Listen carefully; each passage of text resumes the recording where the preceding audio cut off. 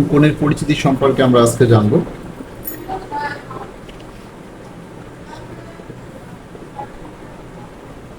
অর্থাৎ আজকে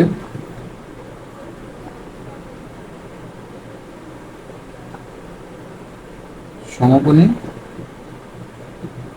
ত্রিভুজ, সমকোণী ত্রিভুজের বিষয় নিয়ে আজকে আলোচনা হবে। তো আজকে 143 পেজ সমকোণী ত্রিভুজ।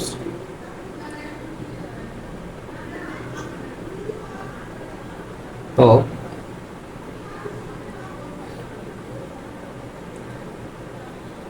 এই ত্রিভুজটাকে সমকোণী ত্রিভুজ বলা হচ্ছে। এটা একটি কিন্তু সমকোণী ত্রিভুজ, সমকোণী ত্রিভুজ। এখন এই ত্রিভুজটাকে সমকোণী ত্রিভুজ বলা হচ্ছে কেন?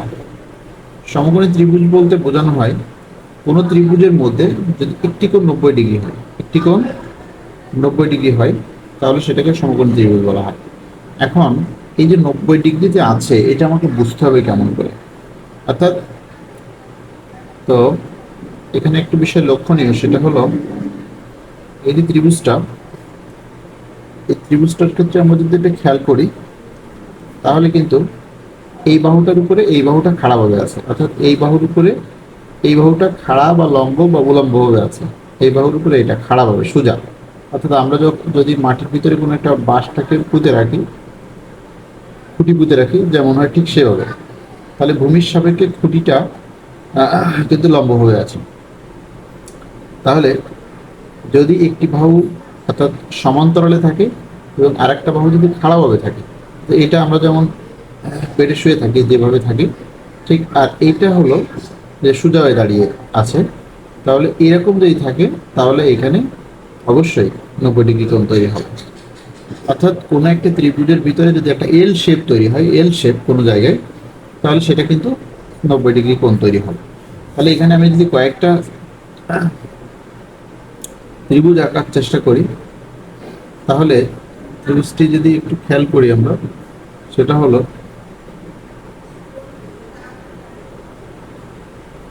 এই ত্রিভুজটার ক্ষেত্রে আমরা যদি খেয়াল করি, এটা কিন্তু সমকোণী ত্রিভুজ না। তার কারণ এই বাহুটা যদি আমরা সমান্তরাল কল্পনা করি, তাহলে এর উপরে কিন্তু কেউ সোজাভাবে দাঁড়ায় নাই, এটা কিন্তু কোণা কোণে আছে, এটাও কিন্তু কোণা কোণে আছে, তাহলে এটা সমকোণী ত্রিভুজ না। 90 ডিগ্রি কোণ এখানে নাই।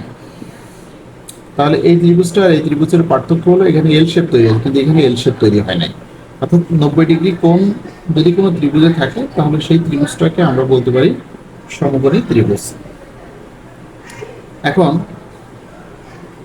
এই সমকোণী ত্রিভুজের যে বাহুটা, অর্থাৎ যে বাহুটা কিন্তু ভূমির মতো করে তুলনা করা যায়, ভূমি যেমন নিচের দিকে ফ্ল্যাট ভাবে থাকে, সেরকম যদি তুলনা করি, তাহলে এই বাহুটা হলো ভূমি, এটা হলো ভূমি। আর এই ভূমির উপরে যে এল শেপের এই যে বাহুটা আছে, সোজাভাবে খাড়াভাবে দাঁড়িয়ে আছে, এটা কিন্তু আমাদের লম্ব। আর এই যেটা আছে, এটা কিন্তু অতিভুজ।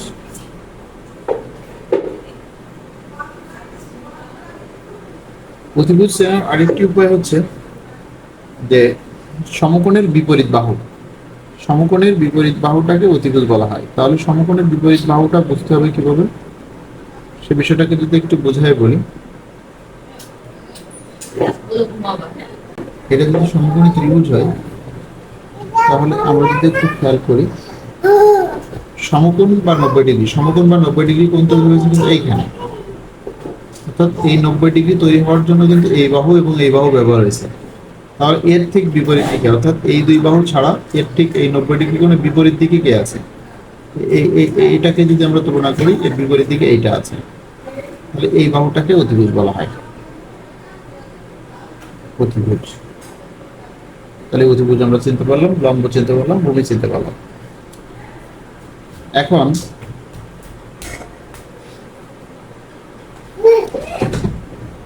এই সমকোণী ত্রিভুজের ক্ষেত্রে পিথাগোরাসের একটি উপপাদ্য আছে।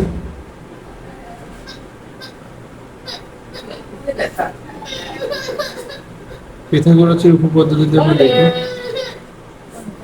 পিথাগোরাস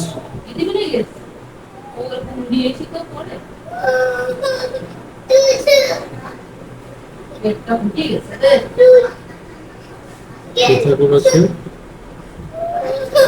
উপপাদ্য, এই পিথাগোরাসের উপপাদ্য সমকোণী ত্রিভুজের ক্ষেত্রে আমরা যদি দেখি সেটা হলো অতিভুজ স্কয়ার, অতিভুজ স্কয়ার সমান লম্ব স্কয়ার যোগ ভূমি স্কয়ার। এটা কিন্তু একটা সূত্র, পিথাগোরাসের উপপাদ্যের যে সূত্র সেটা হলো অতিভুজ স্কয়ার সমান লম্ব স্কয়ার যোগ ভূমি স্কয়ার। অর্থাৎ এই লম্বর যে মানটা আছে এটাকে যদি আমরা স্কয়ার করি আর ভূমির যে মানটা আছে এটাকেও যদি স্কয়ার করি, তাহলে যে ফলটা পাবো, এখানে যে ফলটা পাবো আর এখানে যে ফলটা পাবো সেই ফলটাকে যদি যোগ করি, তাহলে এই অতিভুজটাকে স্কয়ার করে যেটা আমরা পাবো সেটা কিন্তু সমান হবে। অর্থাৎ খুব সহজে যদি আমরা একটু বোঝার চেষ্টা করি, যেমন অতিভুজ যদি এখানে 5 হয় আর ভূমি যদি 3 হয় আর এটা যদি 4 হয়, তাহলে এটা কেমন হবে? 5-এর স্কয়ার, 5 অতিভুজ যেহেতু 5 তাহলে 5-এর স্কয়ার আমরা ধরে নিলাম মানটা। এবার লম্ব, লম্ব হলো 4-এর স্কয়ার যোগ 3-এর স্কয়ার। বুঝতে পারছি এই অতিভুজকে স্কয়ার করে যেটা পাবো, অতিভুজকে স্কয়ার করলে পাবো হচ্ছে 25, আর এখানে এটাকে স্কয়ার করলে পাবো 16 যোগ এর স্কয়ার করলে পাবো 9। তাহলে এখানে কিন্তু আমরা দেখতে পাচ্ছি 25 আর এই 16 আর এই 9 এর যোগ করলেও কিন্তু 25 হবে। অর্থাৎ লম্ব আর ভূমিকে স্কয়ার করে যোগ করলে আমরা যে ফলটা পেয়েছি সেটা হলো 25, আর অতিভুজের মানকে একা স্কয়ার করলেই কিন্তু আমাদের সেই 25 হয়েছে। অর্থাৎ অতিভুজকে স্কয়ার করে যেটা পাবো, লম্ব এবং ভূমিকে স্কয়ার করে যোগ করলে সেটা পাবো। অর্থাৎ লম্ব ভূমির স্কয়ার করে যোগ করলে যেটা পাবো অতিভুজকে যদি আমরা স্কয়ার করি সেই মানটাই পাবো। তাহলে পিথাগোরাসের এখানে কিন্তু একটা চমৎকার নিয়ম বা সূত্র আবিষ্কার উনি করেছেন, এটা কিন্তু দারুণ। এখন এই পিথাগোরাসের এই যে উপপাদ্যটি আমরা কোন ক্ষেত্রে ব্যবহার করব, আমরা ব্যবহারটা শিখব। ব্যবহার, তো যদি দেখা যায় একটা সমকোণী ত্রিভুজের এটা এ, এটা বি এবং এটা সি।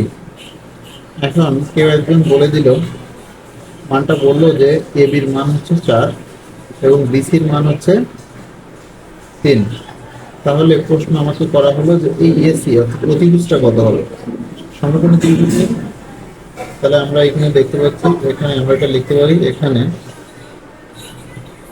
এখানে এবি সমান হচ্ছে 4 আর হচ্ছে বিসি সমান হচ্ছে 3।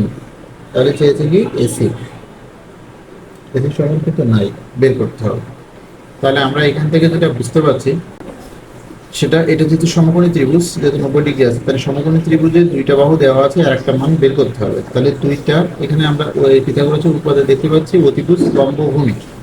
তাহলে আমরা জানি যে কোনো জায়গায় যদি মান বের করতে হয় তাহলে 3টা যদি চলক থাকে সেখানে 2টো চলকের মান জানা থাকলে আর একটা চলক অটোমেটিক্যালি বের হয়ে যায়। তাহলে এখানে আমাদের বাহু আছে 3টা, তার 2টা অলরেডি দেওয়া আছে, তাহলে 2টা যদি আমরা বসাতে পারি তাহলে আর একটা অটোমেটিক্যালি বের হয়ে যাবে। তাহলে এটাকে যদি আমরা অতিভুজের অনুযায়ী আমরা লিখি, পিথাগোরাসের যে সূত্র সেটা হলো যে আমরা জানি